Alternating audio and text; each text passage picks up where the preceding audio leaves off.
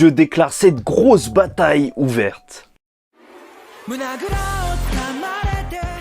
Mesdames et messieurs, ici Chach et on se retrouve aujourd'hui pour la review de l'épisode 18 de Tokyo Revengers Open Fire. Ça y est, ça va tout commencer et déjà, il faut le dire, le rythme de cet épisode, c'est ça que j'ai trouvé vraiment impressionnant, il était juste excellent. Franchement, l'épisode dernier, t'as voilà toute l'enquête sur le Valhalla et là, on te dit à la fin que Mikey, il a tué quelqu'un et que ça va être une véritable boucherie et lors de cet épisode, ça y est, à la fin, ça commence enfin. Franchement, c'est juste parfait, t'as pas le temps de t'ennuyer. Enfin bref, là, dès le début de l'épisode, on va avoir plus d'explications, en tout cas, sur ce qui s'est passé pour que Mikey devienne le chef du Valhalla, parce que c'est vrai que c'était assez mystérieux, et en fait, c'était Kisaki qui avait prévu de gérer toute la situation une fois que Mikey aurait tué Kazutora, et donc, Mikey, il aurait sombré, et il deviendrait le chef du Valhalla, et donc du nouveau Toman, avec en second Kisaki. Il avait vraiment un plan pour Mikey et ce jour-là, ce qui a fait vraiment vriller Mikey, c'est qu'apparemment Kazutora aurait tué Baji sous ses yeux, son ami d'enfance. Mais ça a l'air d'être une dinguerie. Quand on te raconte ça, tu te dis mais qu'est-ce qui va se passer lors de cette bataille? Franchement, c'est juste fou. Et les souvenirs, ils vont revenir en même temps à Takemichi. Et ça, c'est super intéressant parce qu'on pouvait se demander ce qui se passait. Parce qu'en soi, quand il va dans le futur, il devrait avoir des souvenirs. Bah apparemment, en fait, ça prend un peu de temps et il faut que Draken lui en parle pour que tout ça lui remonte. Et ça crée une énorme tension pour toute la bataille qui va arriver. Ouais, ça va perturber Takemichi et ce qui est assez appréciable, c'est qu'en fait, il pense vraiment directement à Mikey. Quand il va entendre toute cette situation, il va même pas penser à Kazutora qui est mort.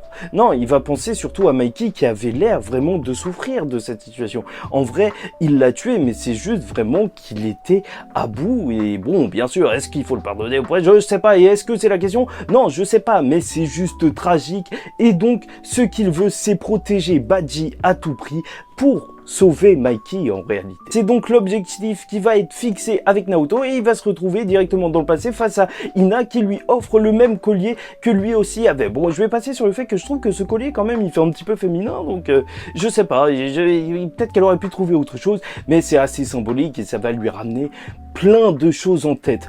Draken, il va parler à Kazutora, en fait, en privé, et ça, c'est super intéressant comme scène qui montre aussi que, en fait, c'est pas juste une embrouille avec Mikey. Tout le monde est concerné, même Draken, il veut savoir pourquoi, en fait, il en veut à Mikey, et pour l'instant, on n'a pas encore l'explication, mais voilà, en plus, Mikey aurait témoigné en faveur de Kazutora pour réduire sa peine. Donc là, franchement, il nous faut vraiment une explication qui tienne la route. Mais je ne doute pas que Tokyo Revengers fera bien le taf. Kazutora a l'air d'en vouloir à Mikey pour avoir perdu 2 ans de sa vie, mais excuse-moi, quand même, lui, il a perdu son grand frère. Et Draken va lui dire que, voilà, Mikey, en vrai, il veut juste pas se battre contre toi. Et tout ça, ça va pas être fait dans le dos de Mikey. En fait, même peut-être que Mikey, il aurait demandé à Draken d'aller voir, de parler de tout ça à Kazutora. Et il se rend compte que voilà, maintenant, la bataille, elle est inévitable. Et il se demande même ce qu'il devrait faire et tout, en pensant à la moto, tu sais, le dernier cadeau de son frère. Baji, il est sur la tombe du frère, justement, de Mikey. Et on a des plans sur chacun des personnages qui seront, en fait, centraux dans cette bataille.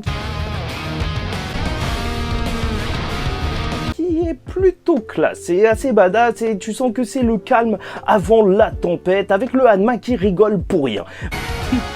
Le jour précédent Halloween, en tout cas, c'est Takemichi qui va accompagner Shifuyu qui va parler à Baji. Et d'ailleurs, encore une fois, en fait, cet espace, il fait très réaliste. En fait, t'as l'impression que t'es vraiment en plein Japon, en train de vivre leur petite vie. Tu vois ce petit pont bleu, je suis sûr que c'est un endroit qui existe réellement au Japon ou qu'il y a d'autres endroits comme ça. Bref, il a dit, Shifuyu, qu'il a mené son enquête et que voilà, ça y est, maintenant il sait et il faut que Baji revienne, sinon demain, il va vraiment être un ennemi du Toman. Sauf que Baji est encore dans son délire de faire semblant de vouloir détruire le Toman parce que je ne le crois pas une seconde. Bref, Takemichi va vouloir lui parler en privé. D'ailleurs, c'est assez étrange. Il aurait pu lui dire, même devant Shifuyu, pour lui dire surtout de ne pas mourir. Sinon, Mikey va en pâtir. On a ensuite une autre scène avec Mikey, et en fait c'est important toutes ces scènes lors de cet épisode avec Mikey pour montrer qu'en fait il veut vraiment pas se battre et que c'est quelque chose qui lui prend vraiment la tête, et c'est pour ça aussi qu'il va littéralement péter un câble normalement et tuer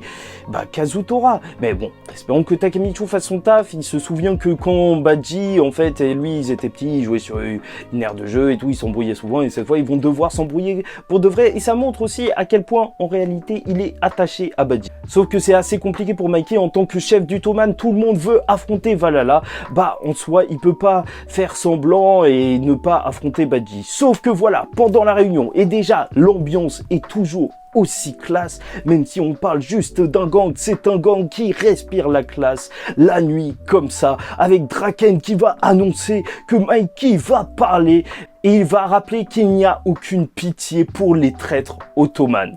Ok, ça c'est clair, sauf que bon, ça le fait chier, c'est son ami, et donc il demande à ses camarades du Toman de faire le maximum pour ramener Badji. Et le soutien des membres va être immédiat, et ça y est, on arrive directement le 31, ça y est, ils sont sur leur aire de construction, en fait, ça se voit que c'est juste un chantier, et là, tu vois plein de gens qui sont même venus assister à ce combat, parce que c'est super important, pour les gangs de Tokyo, de voir qui va être le nouveau chef, parce que en soi, ce sera un gang juste énorme qui va régner par la suite. Et déjà, c'est super cool parce qu'on voit plein de personnages différents, obligés en fait qu'on va les recroiser par la suite, mais tu sens déjà que ça fait une bonne introduction en fait, comme ça, quand tu les reverras, tu diras ah mais en fait on les avait vus avant, ils ont assisté au combat, et même peut-être qu'il y en a qui vont intervenir. En tout cas, l'arbitre, ce sera un ancien de la génération de 88, et d'ailleurs, étrangement en fait, ils ont l'air d'avoir beaucoup de respect pour lui et tout, mais lors de l'arrivée du Tokyo Manji, avec en plus le drapeau, bon bien sûr flouté, tu connais,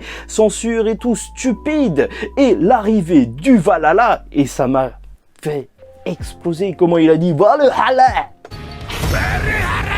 Les représentants Draken et Kazutora vont devoir s'approcher et donc parler un petit peu. Draken, il va expliquer que lui, ce qu'il veut, enfin, ce que le Toman veut, c'est donc récupérer Badji, sauf que Kazutora, il est pas là pour rigoler. En vrai, en soi, même, il se dit, mais qu'est-ce que c'est ce délire? Moi, j'ai cru qu'on allait se battre sur un parking, et en soi, là, vous nous faites toute une organisation, et il va commencer à frapper l'organisateur. Un mec de la génération de 88, mais où est passé le respect des anciens? Non, non, je t'assure, c'est normal que ça va mal se passer. Et même, comment ça se fait que les mecs qui sont avec l'organisateur, les mecs de son gang, ils sont pas venus pour calmer un petit peu Kazutora. Enfin bref, tout ça va partir d'un coup et on part en mêlée générale, et ça va juste être énorme, parce qu'on sait pas, on n'a même pas eu une idée de ce qui va se passer, on sait juste que Takemichi va essayer de protéger Badji, mais comment? On sait même pas comment il va mourir, on sait même pas quand même comment Kazutora et Badji vont commencer à se battre entre eux, mais qu'est-ce qui va se passer? C'est vraiment une dinguerie, comment ça installe énormément de tension justement de savoir ça à l'avance,